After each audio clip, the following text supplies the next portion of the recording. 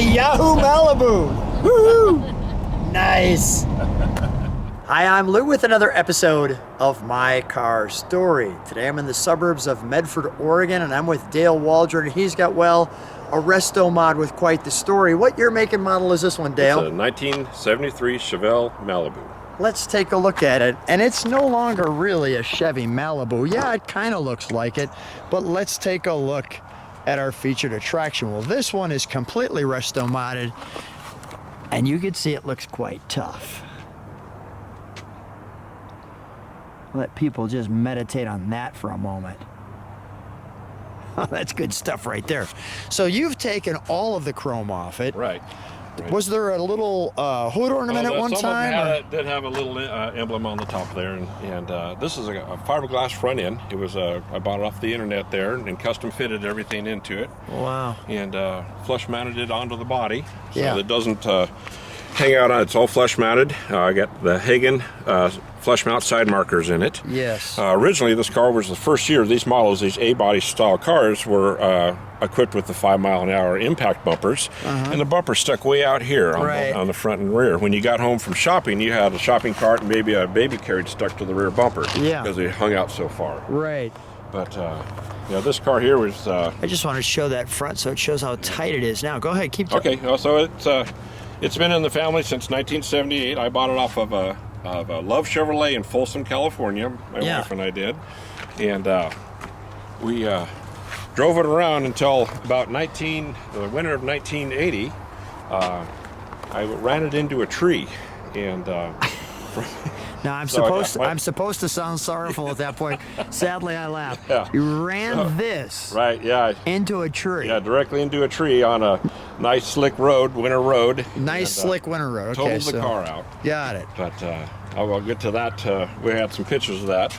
No. I did the Kindig door handles, the flush mount door handles, and eliminated the door lock, so you don't see that anymore. Tell me about the windows too. So the windshield and the quarter glasses and the rear glass, I eliminated the quarter mold, all the moldings, not the quarter moldings, all the moldings, and then flush mounted all the glass into the car. How'd you get that idea? It's crazy. It was harder than you think, doing that, making it flush mount and making it fit and getting all the windows to fit the actual metal body. So there's a lot of hours involved in getting that to fit in there. But did you do all this work? Yes, I did. Yeah, I retired out of the auto body business. Yeah. Wow. So let's close the trunk fully while I go back there. Okay. And the same thing with the rear bumper. I flush mounted the bumper that originally would stick out this far. Yeah. And then boxed it in nice and tight onto the body. They actually stuck out another 4 inches out because of the 5-mile-an-hour government impact standards that it'd have to follow. And then deleted the trunk lock. Right. And then shaved the bumper. Did you do something different with the taillights, or this is still the same? That's the stock taillights there. Okay, so it still had that little point. Yeah, the body seams, eliminated the body seams that were originally there. So just smooth mounted, just made the whole car nice and smooth and tucked everything in nice and tight on it. That is really tough. Okay. Yeah, I tried to make a not popular car into a popular car. And this is a A-body style car, and General Motors made this style of car from 1973 to 1977. Yeah. And it's one of its drawbacks was the large doors that were on the sides, and the hinges would wear out, the doors would sag, and it would cost more to fix it than at the time what the car was worth.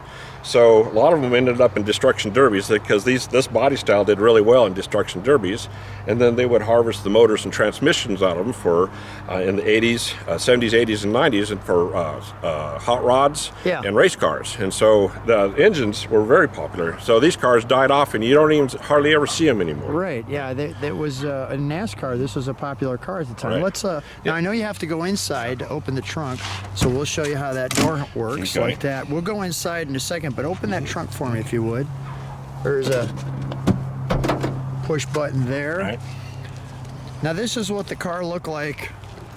Well, in 1978. That don't look so good. Yeah. That just don't look so good. Yeah, the hit was so hard it actually broke the block. You could reach in there and touch the inside parts of the motor. And I only got a really good bump on the hit. from that accident. But it totaled the car out and ruined it. But I had the minimal insurance on it. And I was just an apprentice bodyman at the time. Yeah. I got the one side story. There's after this accident, we'll close my wife took me to the emergency room. Yeah. And I sat down and was waiting in the emergency room. I looked over to my left. It was my high school driver's ed teacher that was sitting next to me. And that's the last person you want to see after wrecking your car is your high school driver's ed teacher. What are you in here for? So needless to say, he had about a half an hour of scolding that I had to endure on top of wrecking my car on that fateful night. It was a double whammy. Yes. A double whammy. I like that you have like the GM still in the door. Yeah. It's And you've taken this and you've just to get some light in there. Would you mind opening the other side just to put a little more light in there? And you've got back ashtrays, so if you're in the back, and obviously the back is all custom. Yeah, just so we could get a little more light in the car. But the back is all custom. What is the material? That's a high grade velour upholstery. It's not high grade. It's a velour upholstery, and even how you color coded all this and then kept the body by Fisher still so you could see it. Really nice touches. And that's all stock. That's a lot of the. Unfortunately, a lot of these parts for these cars aren't popular. You can buy a 72 on down Chevelle out of a catalog. 73 to 77, you're lucky if you can find any parts out of the catalog. So I had to get a donor car to harvest all the little nooks and crannies and actually the wiring harness out of to finish this car. Now it says you've got 99.9 miles on it. I just finished it. Really? Yeah, it's so it's never been videoed. No, this is its first attempt and someone looking at it here. It's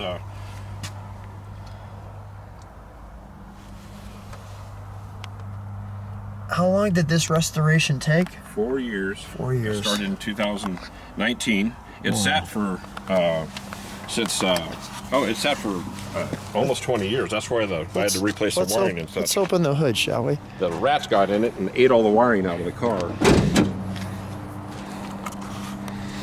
We've got the engine in the sun.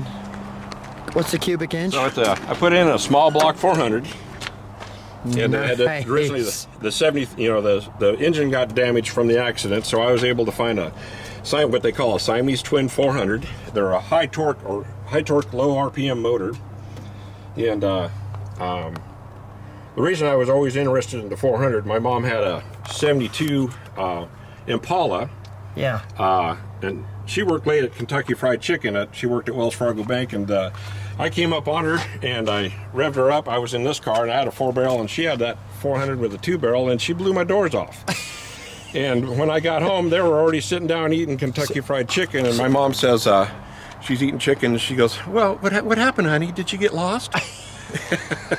So you got a great mom. I always wanted to. After you that, I was excited to look at a 400.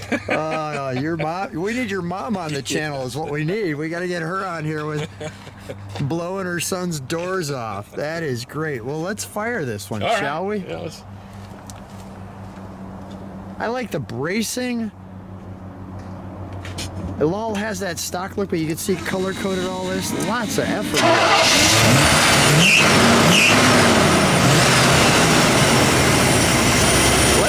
Let it idle for a second, Dale. I'm not your mom coming home from Kentucky Fried Chicken. Give me a second. I'll get you to the rev part. I know you're still a little fired up over your mom beating you with the chicken story. Yeah. But can you step on the brakes for a second?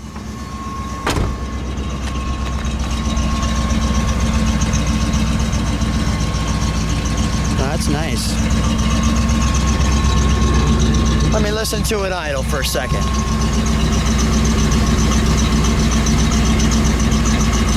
Yeah, a little sound to it, but nice and muffled as well. Go ahead, give it a rev. A little moisture coming out of there. I think Mom's in for her money now. That sounds great. Well, I think we got to do what we do. We got to take it for a ride. All right, let's take it for a burn. That sounds good. Dale, we're in his resto modded 1973 Chevy Malibu Classic And we've added somebody. Who do we have in the back? I'm Jessica Waldron. I'm Dale's daughter. And you grew up in this car. I did. You weren't probably this big though when you first were in this car. No, I was itty bitty in the back You were seat. itty bitty in the back. But we're gonna put you in here with us as well. So thanks for coming, by the way. All right, Dale, let's take a ride up the mountain here, shall we? All right, here we go. So you got to be pretty proud of this thing. Oh, very proud of it. Yeah. I've owned this car since '78 Yeah. and wrecked it, put it back together, drove it across the United States, to Florida back, lived in Florida a few years, and Yeah. then came back here. We put another 10 years worth of love into this car and parked it. And it sat for about 28 years. Well, wait, why'd you put all this love into it and then parked it? Well, because it was worn out. Okay. We put well over 100,000 miles since okay. the accident. Okay. And, so now, instead of selling it, I was able to hang on to it and put it in mothballs. Which I thought it was in mothballs, but it turned out to be the forest rats had chewed through, Wow. gotten into it, and filled everything up full of acorns and chewed everything, all the wiring, steering wheel, anything they could get their little teeth on, they chewed it all up. Wow, That was a major disappointment when we took the covers off of it. I want to show people where we're at. How nice is this? So this has got a little small block 400 in it, and it's 30 over with a light cam in it. I kept it nice and quiet, so it's not loud and obnoxious, and you can just enjoy rides just like this. Did you have cherry bombs on it back in No, I 78? never had cherry bombs on it. It was always been a quiet little car, but it's just nice. It's not, you don't have to shout or you can just drive to wherever you want to go, and it's nice and quiet. It's got a lot of you can get some good burnouts, and you can go up to 100 miles an hour. I don't see any reason why I need any more horsepower than that. So yeah, it's just a nice. It's hard to believe that this is a mid-sized car back in '73. Yeah. It's so large now compared to the cars that are out today. And This is just beautiful road too. my daughter and I always call the new cars jelly bean cars because they all look like jelly beans. Where the earlier cars, they have some style. And, Yeah. so we always enjoyed just the heavy feel of this car. Well, you know, you've kind of taken this one and jelly beaned it a little bit. Yes. You've taken up Yes, I have all of jelly the beaned. all of the Right. shopping cart maneuvers off it. Right. The supersized. The bumpers and yeah, such, this yeah. car used to look like a bumper car when it Yeah. first came out. You know, they it had the all massive the bumpers. new government standards started in '73, and so did the popularity went down on these poor cars. And the one plus that they had was they did really good at destruction derbies. and the motors and transmissions were harvested out of them. And you just don't see these cars because they didn't make a lot. They made lots of these cars, and then they destroyed a lot of these cars. And the unique thing, which still draws me to this car, is you don't see them out on the road anymore. No, you don't see these. You don't see this body style anymore. No, you don't. Look at this. Oh, giddy up. Giddy up and go. Did Dad used to do that with you when you were... Yeah. Oh, yeah. All the No, time. Never. Always used to be. So do you consider yourself a car girl? Yes. Yeah. Yes, I do. What would you share with other ladies that might be interested in being car girls one day? Cars are fun, and they're all different. They can come in all different forms. It's kind of like a lipstick. They come in all many shades. Dale, I've can never have heard fun you with say them. your car looks like a lipstick. Yeah, well, it is. It's got that style. Yeah, that's the first time I've had someone say cars are kind of like a lipstick, so Kinda that's like a new one for lipstick. me. You can get them in all different shades. and All they different look a little shades. different on Yep. everybody. That is Right, you're great. right. Well, Jessica, Dale, such a treat, so much fun. Thanks so much for being on My Car Story. What a pleasure sharing your car. I'm interested to see what the channel thinks about your Rusto mod. Yes, I am too, and it's fun and exciting, and the car world is very enjoyable. So enjoy, everybody. Thank you. This footage that I forgot to add. Dale, as we were getting out of the car from the ride, show me what you just did. Well, it's an option for the Lagunas, and a lot of Monte Carlos have this, and a lot of the A-body styles, bucket seats and swivel buckets. The swivel buckets. You can swivel it on out. If you got any issues, you sit in it and see how this works, and you're in. They should be doing that now. Yes, it's quite nice. That is a Then great you can feature. Swivel out. And there you go. Very nice. The intro and the exit, and a great way to exit the video. Thank you.